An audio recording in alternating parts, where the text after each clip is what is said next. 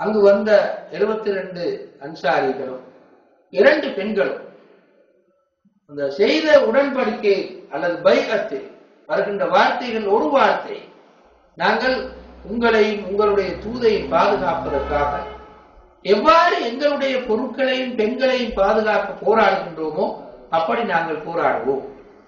அது யாரோடு எதிர்க்க வேண்டி வந்தால், கோபர்களை, பாரசீகர்களை, குறைசிகளை, எல்லா அரபிகளையும் எதிர்க்க வேண்டி வந்தாலும் நாங்கள் அப்படி போராடுவோம் என்று பைஅத் செய்கிறார். எனவே அது புரட்சியின் தோற்றமாக அமைகிறது, முதலாவது கட்டமாக அமைகின்றது என்பதனை நாங்கள் ரசூலுல்லாஹ்வுடைய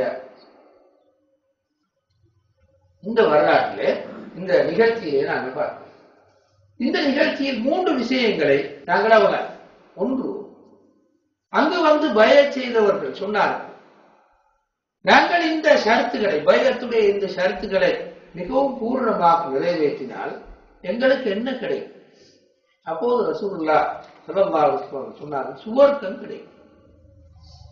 அப்போது அங்கு வந்தவர்கள் சொன்னார்கள், அப்படியானால் தூதரே, உங்களுடைய கையை நீங்கள் நீட்டுங்கள், நாங்கள் பைஅத் செய்வோம். எனவே பரிசு என்னது? சுவர்க்கம். உலகத்தில் எந்த விதமான பதவி, பட்டம், இந்த தூது வெற்றி பெற்றால் உங்களுக்கு அடுத்ததாக எங்களுக்கு ஆட்சியை, அதிகாரத்தை தருவீர்களா என்று அன்சாரிகள் கேட்கும்.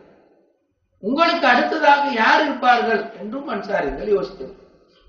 மாற்றமாக மறுமையில் கிடைக்கின்ற அந்த பரிசை மாற்றம் வைத்துக் கொண்டு உலகத்திலே நாங்கள் போராடுவோம் என்று தீர்மானத்துக்கு வந்தோம். இது உண்மையில் ஒரு புரட்சி வெற்றி பெறுவதற்கு, ஒரு சமூக மாற்றம் பெறுவதற்கு ஆக அடிப்படையான விஷயம். எங்கள் எல்லோருக்கும் தெரியும், போராடுகின்ற போது எல்லோரும் நல்லவர்களாகத்தான் தோன்றுவார். போராட்டம் வெற்றி பெற்றதன் பிறகு கிடைக்கின்ற பதவிகளையும், கிடைக்கின்ற செல்வங்களையும், கிடைக்கின்ற சமூக அந்தஸ்தையும் பிரித்துக் கொள்வதிலே புரட்சியாளர்களுக்குள்ளாலே பூசலும், சண்டை, பிரச்சனை வந்து விடுவது, வந்து புரட்சியை தோற்று போவதுண்டு.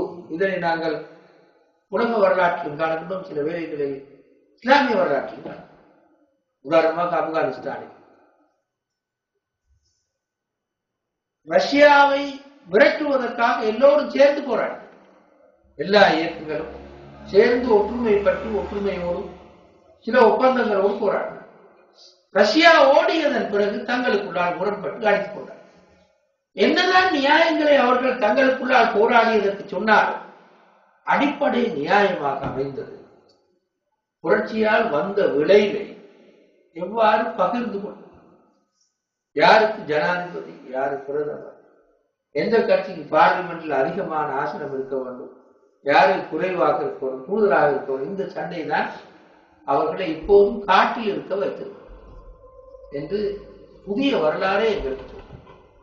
அல்லாஹ் காப்பாற்ற வேண்டும். இப்போது நடக்கின்ற அரபுலக புரட்சியிலும் கூட இந்த குழப்பம் வந்துவிடக்கூடாது. ஆனால் கொஞ்சம் கொஞ்சம் அந்த குழப்பத்தை ஆங்காங்கே நாங்கள் காணக்கூடியதாக.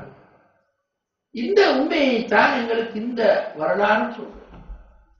ஒரு ஊரிலே வேலை செய்கின்ற ஒரு இயக்கத்துக்கும் ஒரு அமைப்புக்கும் இதனை சொல்லலாம்.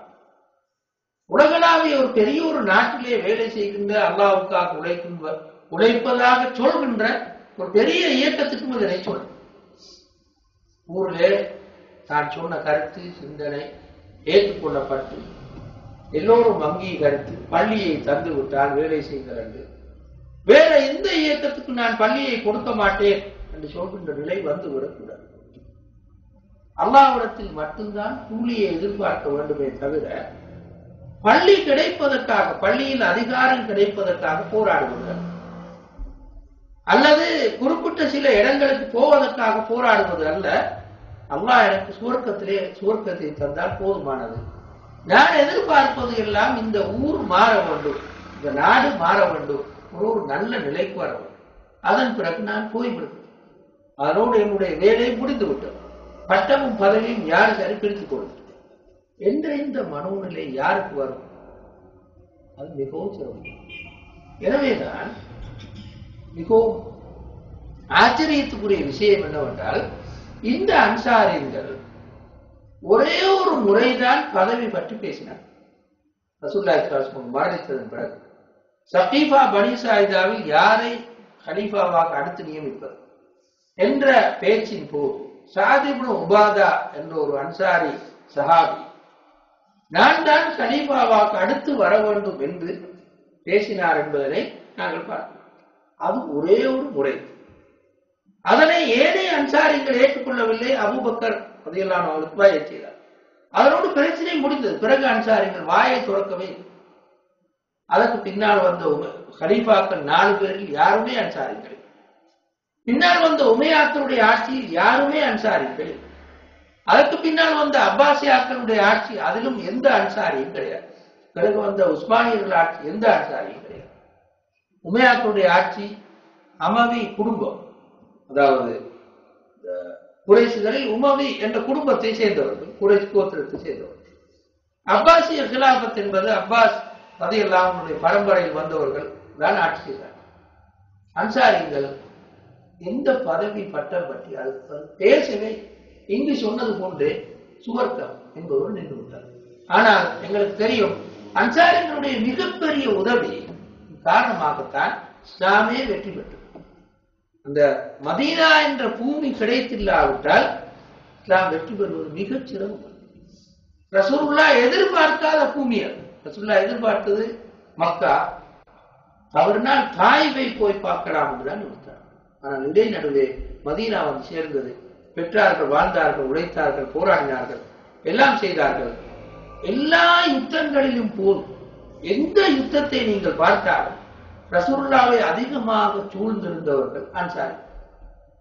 எந்த யுத்தத்தில், அது பத்ர், உஹது, எந்த யுத்தத்தில், உஹது யுத்தத்தில் மரணித்த 70 பேரில் 60 சொச்சம் பேர் அன்சாரி. 65 பேர் நான் நினைக்கிறேன், 65 பேர் அன்சாரி. இப்படி இந்த என்ன பயத்தை செய்தார்களோ அதனை அப்படியே நிறைவேற்றியுள்ளார். மதிப்புக்குரிய சகோதரர்களே, எந்த கொள்கை வெற்றி பெற வேண்டுமாக இருந்தாலும் இப்படியான ஆட்கள் கிடைக்க வேண்டும். எனவே புரட்சியின் தோற்றம் எப்படி நிகழ்கிறது என்றால் மிகவும் தூய்மையான மனிதர்களை ரசூலுல்லாஹி ஸல்லல்லாஹு அலைஹி வஸல்லம் பெற்றுக்கொண்டார். இரண்டாவது ரசூலுல்லாஹ் இந்த விஷயத்தில் இரண்டாவதாக நாங்கள் பெறுகின்ற உண்மை என்னவென்றால் ரசூலுல்லாஹி ஸல்லல்லாஹு அலைஹி வஸல்லம் அவர்கள் அங்கு வந்திருந்த 72 பேரில் 12 பேரை தலைவராக தெரிவு செய்தார். குழுக்களாக பிரித்து 72 பேரை குழுக்களாக பிரித்து ஒவ்வொரு குழுவுக்கும் ஒரு தலைவரை நீங்களே தெரிவு செய்யுங்கள் என்று ஸல்லல்லாஹு அலைஹி வஸல்லம் சொன்னார். எனவே ரசூலுல்லாஹ் ஸல்லல்லாஹு அலைஹி வஸல்லம் அவர்கள் மதீனாவுக்கு இப்போது போகவில்லை. இந்த 72 பேரும் மதீனாவுக்கு திரும்பி போய் விடுவார்கள். ரசூலுல்லாஹ் ஹிஜ்ரத் செல்வதற்கு பின்பு. எனவே ரசூலுல்லாஹ்வினால் அவர்களை சந்திப்பது, பார்ப்பது, கவனிப்பது, அவர்கள் படித்துக் கொடுப்பது எதுவும் சாத்தியம். எனவே அவர்களை ஒழுங்குபடுத்திக் கொள்ளட்டும் என்பதற்காக தலைவர்கள் 12 பேரை ரசூலுல்லாஹ் தெரிவு செய்து அனுப்பினார்கள். ரசூலுல்லாஹ்வுடைய இது எப்படி ஒரு மனிதன் தன்னுடைய புரட்சியை கொண்டு போவதற்கு கவனமாக திட்டமிட வேண்டும் என்பதனை எங்களுக்கு இது உணர்த்துகிறது. கடைசியாக இந்த உடன்படிக்கை எவ்வாறு நிகழ்ந்தது என்று நாங்கள் பார்த்தால், உண்மையில் மதீனாவில் இருந்த அன்சாரிகள் ஈமான் கொண்டவர்கள் மதீனாவிலே தங்களை ஈமான் கொண்டதாக காட்டிக்கொள்ளவில்லை. நிறைய பேர் காட்டிக்கொள்ளவில்லை. அவர்கள் ஹஜ்ஜிக்கு வருகின்ற போது மதீனாவில் இருந்த அந்த முஷ்ரிக்குகளோடு சேர்ந்துதான் ஹஜ்ஜிக்கு வந்தார், கலந்துதான் ஹஜ்ஜிக்கு வந்தார். அப்துல்லா இப்னு உபையுடைய தலைமையில் தான் ஹஜ்ஜிக்கு வந்தார். 300 பேர் ஹஜ்ஜிக்கு வந்தார். அப்துல்லா இப்னு உபையுடைய தலைமை. இப்போது ரசூலுல்லாஹை சந்திக்கிற அந்த 72 பேர் தங்களோடு வந்திருந்த ஏனையவர்களுக்கு கொஞ்சமேனும் விளங்காமல் நடுநிசியில் மினாவிலே வந்து சந்தித்தார். மினாவில் குறிப்பிட்ட ஒரு இடத்திலே வந்து சந்தித்து மிகவும் இரகசியமாக இந்த பயத்தை செய்துவிட்டு திரும்பி சென்று விட்டார். இப்படி மிக கவனமாக திட்டமிட்டு அவ்வளவு காலமாக தன்னுடைய தலைவனாக இருந்த அப்துல்லா இப்னு உபைக்கு கூட தெரியாது, எனக்குள்ளாலேயே முஸ்லீம்கள் இருக்கிறார்கள், என்னோடு ஹஜ் செய்ய வந்திருப்பவர்களையே முகம்மதுக்கு சார்பாக இருப்பவர்கள் இருக்கிறார்கள் என்று அவருக்கே தெரியாது. எனவேதான் கொஞ்சம் இந்த பயத் பற்றி செய்தி கொஞ்சம் கொஞ்சம் பிசிபிசித்து விளங்க வந்த போது மக்காவாசிகள் ஓடோடி வந்து மதீனாவில் இருந்து ஹஜ் செய்ய வந்திருந்த அப்துல்லா இப்னு உபை இடத்திலே கேட்டார், தலைவராக வந்தது அப்துல்லா இப்னு உபை இடத்திலே கேட்டார், உங்களுடைய ஆட்கள் எகிப்து முகமதோட சேர்ந்து விட்டாராமே, ஒரு பைஅத்தோடு நடந்ததாமே கேட்டார். அப்போது அவர் சொன்னார், அப்படி ஒன்றும் நடக்கவில்லை, எனக்கு தெரியாமல் ஒரு நாள் எதுவுமே நடக்க மாட்டாது என்றுதான் அவர் சொன்னார். இந்த அளவு தூரம் மிகவும் கவனமாக திட்டமிட்டுத்தான் இந்த பைஅத் உடன்படிக்கை நடந்தது என்று நாங்கள் ரசூலுல்லாஹ்வுடைய வரலாற்றிலே காணலாம். எனவே இவ்வாறு ரசூலுல்லாஹி ஸல்லல்லாஹு அலைஹி வஸல்லம் ரெண்டு விஷயங்கள், ஒன்று எதனையும் எதிர்பார்க்காத தியாகம், எதுவுமே எதிர்பார்க்காத தியாகம், இரண்டாவது மிகவும் கவனமான திட்டம். இதனூடாகத்தான் ஸல்லல்லாஹு அலைஹி வஸல்லம் அவர்கள் தங்களுடைய புரட்சியிலே மாற்றத்திலே வெற்றி கண்டார்கள் என்று இந்த அக்கபாவுடைய நாள் எங்களுக்கு படிப்பிக்கின்றன. மூன்றாவது இன்னும் ஒரு முக்கியமான நாள், நாலாவது நாள் யௌமு உஹுத், உஹதுடைய நாள். இதை நான் மிச்சம் அந்த யுத்தத்தை எல்லாம் சொல்லவில்லை, அது சொல்கின்ற பாடத்தை மட்டும்தான் நாங்கள் இங்கே பார்க்கிறோம். அந்த யுத்தத்தின் போது ஸல்லல்லாஹு அலைஹி வஸல்லம் அவர்கள் பெரும் இழப்புகளை கண்டார், மிக பாரிய எதிர்பாராத பெரும் இழப்புகளை கண்டார். இது எப்போது என்று உங்களுக்கு தெரியும், ஹிஜ்ரி 3வது வருஷம், மதீனாவுக்கு போய் 3 ஆண்டுகள், அவ்வளவு. அதனோட மிக முக்கியமான சஹாபாக்களை இழந்தார், மிகவும் நெருக்கமான மிக முக்கியமான வீரம் மிக்க திட்டமிடக்கூடிய மிக கவனமான பெரும் சஹாபாக்கள் இருந்தார். உதாரணத்துக்கு முக்கியமான 2 பேரை சொல்வோம். ஒருவர் முஸ்அப் இப்னு உமைர்.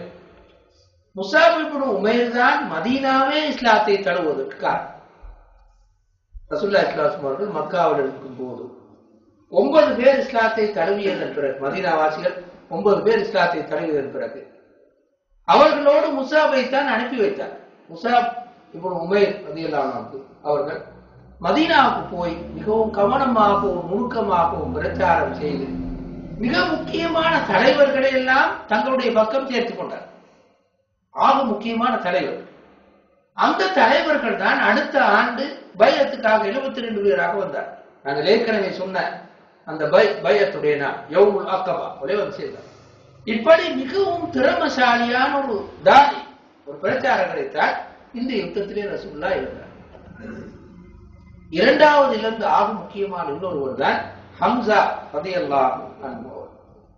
மக்காவிலே ஹம்சா ரலியல்லாஹு அவர்கள் இஸ்லாத்தை தழுவியது ஒரு மிகப்பெரிய ஒரு வெற்றியாக ரசூலுல்லாஹ்வுக்கு இருந்தது. அவர்கள் மிகப்பெரிய வீரராக ரசூலுல்லாஹ்வுக்கு இருந்தார்.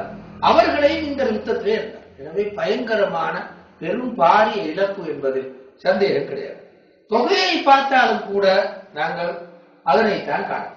70 பேர் ஷஹீதாயினர், 1-2 பேர் அல்ல, 70 பேர் ஷஹீதாயினர். போதாமைக்கு அந்த 70 பேரை மக்காவாசிகள் பெண்கள் சேர்ந்து துண்டு துண்டாக வெட்டினார். உடலை வெளியில் எடுத்தார், ஈரலை வெளியில் எடுத்தார், உறுப்புகளை துண்டு துண்டாக வெட்டி சித்திரவதை செய்வது போன்று வெட்டி துண்டு துண்டாக்கினார். ஹம்சா ரலியல்லாஹு அன்ஹு அவர்களை காணுவதற்காக, அவருக்கு என்ன நடந்தது என்று காணுவதற்காக அவருடைய சகோதரி சஃபியா யுத்த களத்துக்கு வந்தார். அப்போது ரசூலுல்லாஹி ஸல்லல்லாஹு அலைஹி வஸல்லம் அவர்கள் இன்னொரு சஹாபியை பார்த்து சொன்னார்கள், சஃபியாவை இங்கே வர அனுமதிக்காதீர்கள். அவ்வளவு தூரம் மோசமாக சித்திரவதை செய்யப்பட்டிருந்தார்கள். ஹம்சா துண்டு துண்டாக வெட்டப்பட்டிருந்தார். அதனை பார்த்தால் பெண்களால் சகிக்க முடியாது என்பதற்காக ரசூலுல்லாஹ் கிட்ட வர விடவில்லை. ஒரு சஹாபி சொல்லி காட்டுகின்றார், ரசூலுல்லாஹ் ஸல்லல்லாஹு அலைஹி வஸல்லம் ஹம்சாவுக்காக அழுததை போன்று வேறு யாருக்கும் அழுததை நான் காணவில்லை என்று இப்னு மஸ்ஊத் ரலியல்லாஹு அன்ஹு சொல்கிறார். இப்படி மிக பயங்கரமாக ரசூலுல்லாஹி ஸல்லல்லாஹு அலைஹி வஸல்லம் பயங்கர இழப்புகளை செலுத்தினார். போதாமைக்கு ரசூலுல்லாஹி ஸல்லல்லாஹு அலைஹி வஸல்லம் அவர்களுக்கு காயம் ஏற்பட்டது, தலையில் காயம் ஏற்பட்டது, பல்லுகள் 4 உடைந்து விழுந்தது, ஒரு குழியிலும் போய் விழுந்தார். அவர்களை சூழ்ந்து நிறைய காபிர்கள் சூழ்ந்திருந்து போராடினார். எப்படியாவது ரசூலுல்லாஹை கொண்டு விட வேண்டும் என்று முழு முயற்சியை செய்தார். ஆனாலும் சஹாபாக்கள் பலர் ரசூலுல்லாஹை கவர் பண்ணி கொண்டு போராடினால் ரசூலுல்லாஹி ஸல்லல்லாஹு அலைஹி வஸல்லம் அவர்கள் தங்களை காப்பாற்றிக் கொள்ள முடிந்தது. இந்த நிகழ்ச்சியின் போது ரசூலுல்லாஹ் ஸல்லல்லாஹு அலைஹி வஸல்லம் எப்படி நடந்து கொண்டிருப்பார்கள் என்பதனை நாங்கள் பார்த்தால், ரசூலுல்லாஹ் ஆரம்பத்தில் இப்படி சொன்னார். தமது இறை தூதர் ஸல்லல்லாஹு அலைஹி வஸல்லம் அவர்கள் முகத்தை காயப்படுத்திய சமூகத்தார் மீது அல்லாஹ்வுடைய கோபம் கடுமையாகிவிட்டது என்று சொன்னார் முதலாவது. ஆனால் கொஞ்ச நேரம் பொறுத்து சொன்னார்கள், அல்லாஹும்ம ஃபிர்லி லிகௌமி ஃபைன்னஹும் லா யஅலமூன். யா அல்லாஹ், என்னுடைய சமூகத்தை நீ மன்னித்து விடு, அவர்கள் அறியாதவர்களாக இருக்கிறார். ஃபைன்னஹும் லா யஅலமூன். கொஞ்சம் கவலை ரசூலுல்லாஹ்வுக்கு வந்ததுதான். என்னை காயப்படுத்தி நபி, நான் ஒரு நபி, நான் இங்கு உண்மையில் வந்திருப்பது எந்த லாபத்துக்காகவும் அல்ல, அல்லாஹ்வுடைய தூதை எத்தி வைப்பதற்காக. அந்த சமூகமே என்னை காயப்படுத்தி குழியில் வீழ்த்துகிறது என்றால் அல்லாஹ்வுடைய கோபம் அந்த சமூகத்தின் மீது வரும். கோதாமைக்கு 70 பேரை கொலை செய்வது இயல்புதான். ஆனால் யுத்தத்தில் கொலை வருவது இயல்பு. ஆனால் இவ்வாறு ஆக மோசமாக துண்டு துண்டாக வெட்டுவது பயங்கரமான மோசமான ஒரு செய்தி. இவை எல்லாவற்றையும் கண்டபோது ரசூலுல்லாஹ் ஆரம்பத்தில் அப்படி சொன்னாலும் கொஞ்ச நேரம் விட்டு என்ன சொன்னார்கள் என்றால், அல்லாஹ் மன்னித்து, அவர்கள் அறியாத சமூகமாக இருக்கிறார்கள் என்று ஸல்லல்லாஹு அலைஹி வஸல்லம் அவர்கள் சொன்னார். எனவே ரசூலுல்லாஹ் அவ்வளவு பயங்கரமான இழப்புகளுக்கு முன்னாலும் தன்னுடைய சுயநிலையை இழக்கவில்லை. கொஞ்சம் இழந்தது போல் தென்பட்டாலும் சுயநிலையை ரசூலுல்லாஹ் இழக்கவில்லை. அப்போது தன்னுடைய சமூகம் இஸ்லாத்தை தழுவ வேண்டும், அல்லாஹ்வுடைய கோபம் அந்த சமூகத்தின் மீது இறங்கிவிடக் கூடாது என்றுதான் ரசூலுல்லாஹ் கண்டார். அல்லாஹும்ம ஃபிர் லிகௌமி ஃபைன்னஹும் லா யஅலமூன் என்றுதான் ஸல்லல்லாஹு அலைஹி வஸல்லம் அவர்கள் சொன்னார். அதனோடு சேர்த்து ஸல்லல்லாஹு அலைஹி வஸல்லம் அவர்கள் இரண்டு நிகழ்ச்சிகளை நாங்கள் காணோம். ஜபல், இந்த உஹது மலையை காணும் போது ரசூலுல்லாஹ் சொல்வார்கள், ஹாதா ஜபலும் யுஹிப்புனா வ நுஹிப்புஹு. இந்த மலை, இதனை நாங்களும் விரும்புகிறோம், அந்த மலையும் எங்களை விரும்புகிறது என்று சொல்றோம். ஏன் காரணம்?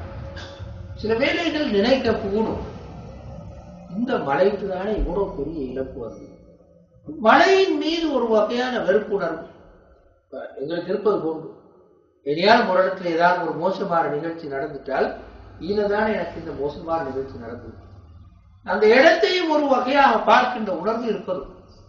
அந்த உணர்வும் இருக்கக்கூடாது என்பதற்காக ரசூலுல்லாஹ் சொல்வார்கள், ஹாதா ஜபலுன் யுஹிப்புனா வ நுஹிப்புஹு.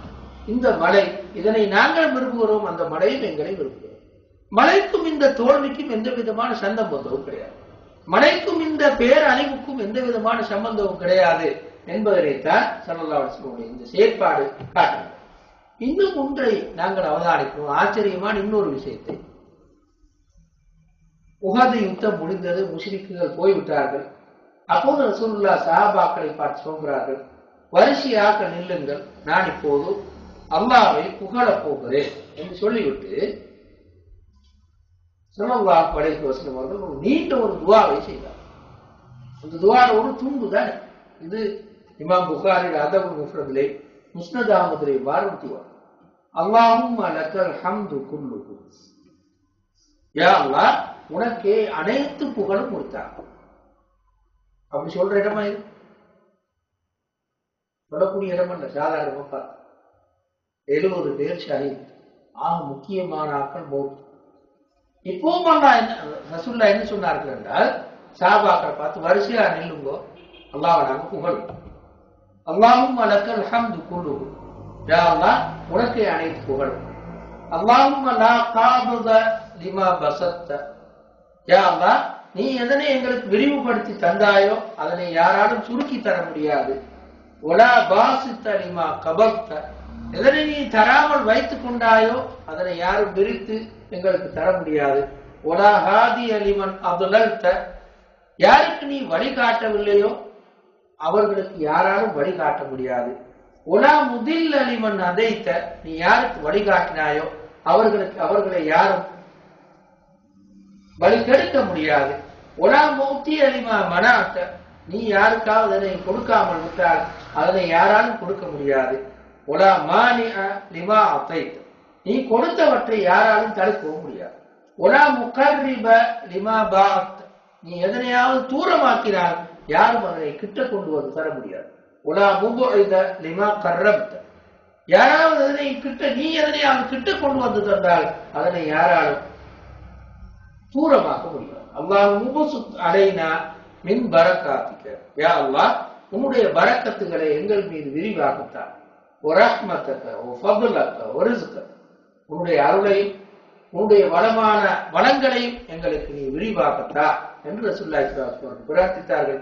ஏதோ அது முடியவில்லை, இன்னும் கொஞ்சம் தூரம் இருக்கிறது, இந்த பாதி மட்டும் நாங்கள் இங்கே காட்டுவோம். இந்த கருத்தை விளக்குவதற்காக என்ன ரசூலுல்லாஹ் இங்கு செய்தார்கள் என்றால், இந்த கருத்தை ரசூலுல்லாஹ் ஸல்லல்லாஹு அலைஹி வஸல்லம் அவர்கள் மனதில் வராமல் தடுத்தார். எது நடந்திருப்பது ஒரு பெரிய அழிவு. ஆனால் போராட வந்தது எதற்காக? அல்லாஹ்வுக்காக, அல்லாஹ்வுடைய மார்க்கத்துக்காக. ஒரு தவறை விட்டது உண்மைதான். இந்த குறிப்பிட்ட மலையின் மீது நிப்பாட்டி வைத்த அந்த வில்லாளிகள் அந்த இடத்தை விட்டு இறங்கி வந்தது அழிவுக்கான உண்மைதான். ஆனாலும் அந்த தவறுக்காக இவ்வளவு பெரிய ஒரு இழப்பு வர வேண்டுமா? 70 பேர் ஷஹீதாக வேண்டுமா? ஆக முக்கியமானவர்களை இழக்க வேண்டுமா என்று அல்லாஹ்வோடு கொஞ்சம் மனஸ்தாபம் வர முடியுமோ என்று நினைக்கிறேன். அப்படி வரக்கூடாது. எல்லா நிலைகளிலும் யா அல்லாஹ் உனக்கே அழைப்பு.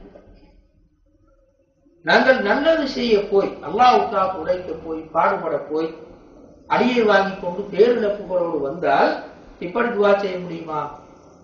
துவா செய்ய வேண்டும் என்று ரசூலுல்லாஹ் இங்கே படிக்கிறார்கள். அவ்வளவு பெரிய இழப்புகளுக்கு முன்னால் ஸல்லல்லாஹு அலைஹி வஸல்லம் அவர்கள் முதலாவது தன்னிலை மறக்கவில்லை. யா அல்லாஹ் இந்த சமூகத்தை மன்னித்து விடு, அவர்கள் அறியாமல் தான் இதனை செய்கிறார்கள் என்று சொன்னார்.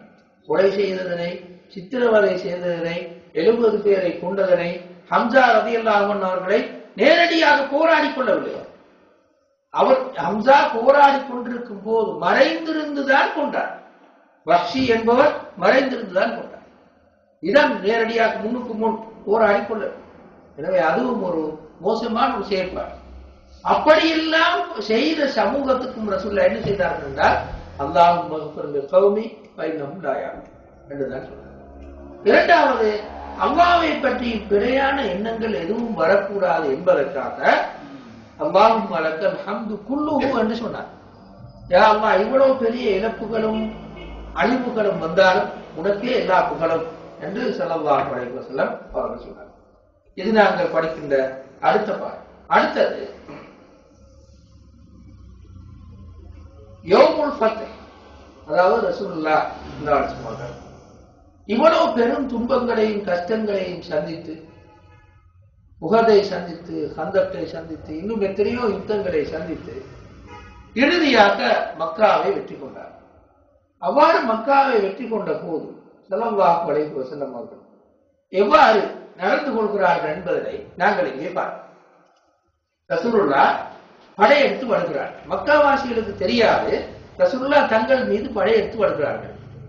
படை மதீனாவிலிருந்து கொஞ்சம் தூரத்தில் தங்கி இருக்கிறது. இது என்ன என்று பார்ப்பதற்காக அபூ சுஃபியான் அங்கே வருகிறார். இடையில் ரசூலுல்லாஹ்வுடைய சாச்சா அப்பாஸை சந்தித்து, அப்பாஸ் இந்த அபூ சுஃபியானை கூட்டிக் கொண்டு ரசூலுல்லாஹ்விடத்தில் போய் சேர்ந்தார். பின்னால் எத்தனையோ சஹாபாக்கள் அபூ சுஃபியானை தடுக்க பார்த்து கூட அப்பாஸ் ரசூலுல்லாஹ்விடத்தில் போய் சேர்ந்தார். சேர்த்தவுடன் அபூ சுஃபியான் அங்கு வைத்து ஈமான் கொண்டார். அபூ சுஃபியான் யார் என்று விளம்பரப்படுத்த வேண்டிய அவசியம். எல்லா யுத்தங்களுக்கும், பிரச்சனைகளுக்கும், குழப்பங்களுக்கும் மெயின் முக்கியமான அபூ ஜஹலுக்கு அடுத்தால் அபூ சுஃபியான் சந்தேகம். ஆனால் ரசூலுல்லாஹ் அந்த அபூ சுஃபியானுக்கு என்ன சொன்னார்கள் பாருங்க. யார் மஸ்ஜிதுல் ஹராமில் நுழைகிறாரோ அவருக்கு பாதுகாப்பு கிடைக்கும். யார் அபூ சுஃபியானுடைய வீட்டில் நுழைகிறாரோ அவருக்கு பாதுகாப்பு கிடைக்கும். யார் தன்னுடைய வீட்டிலே நுழைந்து கதவுகளை அடைத்துக் கொள்கிறாரோ அவருக்கும் பாதுகாப்பு கிடைக்கும். மக்காவுக்கு நாங்கள் படையெடுத்து வருகிறோம், உங்களால் ஒரு நாளும் போராட முடியாது, போராடி வெல்ல முடியாது. எனவே மக்காவில் ஒரு பொது அறிவித்தலை சொல்லுங்கள். யாராவது மஸ்ஜிதுல் ஹராமில் போய் நுழைந்து கொண்டால் நாங்கள் அவரை ஒன்று செய்வோம். அபூ சுஃபியானுடைய வீட்டில் நுழைந்து கொண்டாலும் ஒன்று செய்வோம். சொந்த வீட்டில் இருந்து கொண்டாலும் ஒன்று செய்வோம். அபூ சுஃபியானை ஏற்றுக்கோம். அவரை விட்டதே போதுமே. இவ்வளவு அநியாயம் செஞ்ச மனுஷன். அபூஜாலுக்கு பிறகு உஹது யுத்தம், அடுத்த யுத்தம், அடுத்த யுத்தம், அடுத்த யுத்தம் எல்லாத்துக்கும் காரணமாக இருந்தால் ஆக மோசமாக நடந்து கொண்ட மனுஷன் ரசூலுல்லாஹ்வுடைய